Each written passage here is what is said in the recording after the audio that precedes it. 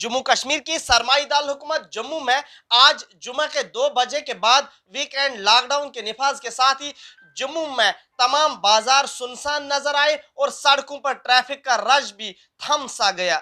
बता दें कि जम्मू कश्मीर में कोरोना वायरस केसेस में दर्ज हो रहे इजाफे के पेश नजर इंतजामिया ने वीकेंड लॉकडाउन में तौसी कर दी है। स्टेट एग्जीक्यूटिव कमेटी के ताज़ा हुक्मनामे के मुताबिक अब यूनियन टेरिटरी में जुमे के रोज 2 बजे से पीर की सुबह 6 बजे तक लॉकडाउन नाफिज रहेगा।